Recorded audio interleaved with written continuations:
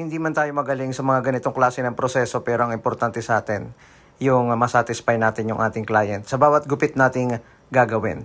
Siyempre long hair siya at nag-usap na kami, meron na kaming hair consultation bago namin i-start yung gupit na aking gagawin para sa kanya.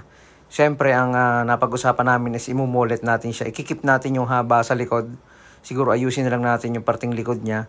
At siyempre, andito pa rin tayo sa proseso na ipit-ipit. Kailangan nating paunti-unti ay matutunan natin yung ganitong klase ng proseso. Medyo mahirap pero kailangan nating aralin. Sa bawat araw-araw na ginagawa natin, nagkakameron tayo ng ganitong klase ng proseso, masasanay din tayo. Ayan, nag-partition tayo or nag-sectioning tayo. Nilagyan natin ng mga hati ang kanyang buhok. At syempre, ginamitan natin ng slasher blade or razor blade dito sa likod sa pamamaraan na pagnipis na aking pwedeng gawin.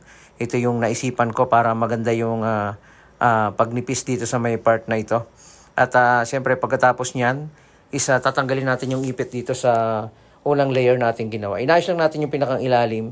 Tinanggal natin yung ipit. Magdadiagonal tayo dito sa gilid.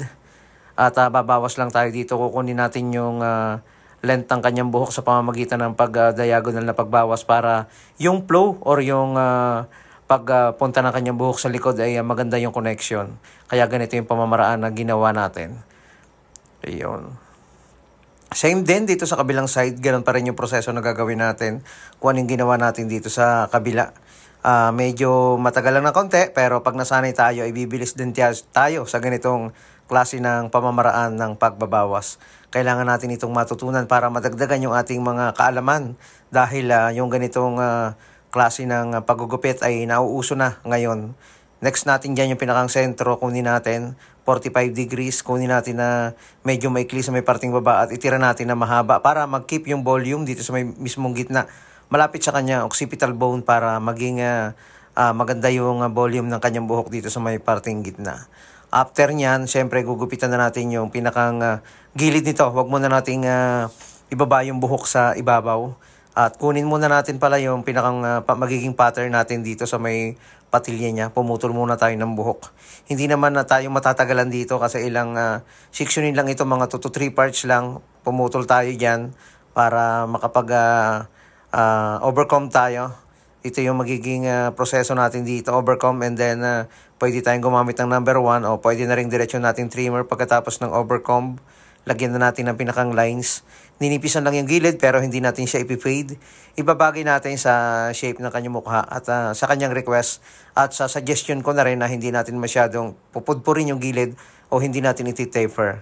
Sakto lang, number 1 lang yung gilid. At ibabalansi lang natin yung nipis papunta sa makapal. At lilinisin lang natin yung kanyang pinakang patilya nito. Ayun. Saka natin aahitan bago tayo mag-proceed sa ibabaw. Kung na-enjoy mo naman yung ganitong klase ng proseso, kahit medyo matagal, ay sigurado naman na yung satisfying or yung resulta nito ay kapag nagustuhan ng client mo ay talagang hindi magdadalawang isip na ibigay yung bayad na nararapat sa serbisyo na iyong ginawa. Tinanggal natin yung triangle sectioning dyan at binawasan pa rin natin ng 45 degrees para hindi tumayo yung ibabaw nito. Para maganda rin yung flow ng buhok at magkameron ng bulky dito sa may parting likod. At kunin natin yung length sa may parting ibabaw bago tayo mag-proceed sa vertical section.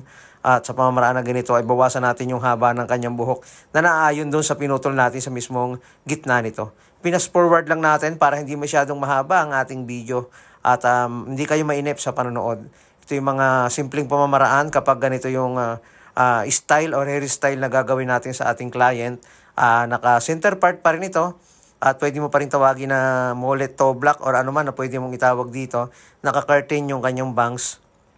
At syempre bawasan natin yung sumusobrang buhok dito sa may tigkabilang gilid para maging balance or maging connected yung buhok papunta sa may parting likod. Ayun. Saka syempre yung bangs, kailangan nating ayusin ng konti, texture natin or putulan natin para maging balance ito sa tigkabilang side. Okay na, ganitong resulta yung nagawa natin sa kanyang buhok. Nahabol natin yung flow ng buhok, yung connected sa likod, yung bangs, saktong-sakto lang. At bagay na bagay dun sa gusto niyang hairstyle. Ayun, maliwalas na si sir. Okay na yung kanyang mullet na sa likod. Tapos sa ibabaw naman, naka-center part. Naka 2 block, naka curtain yung bangs.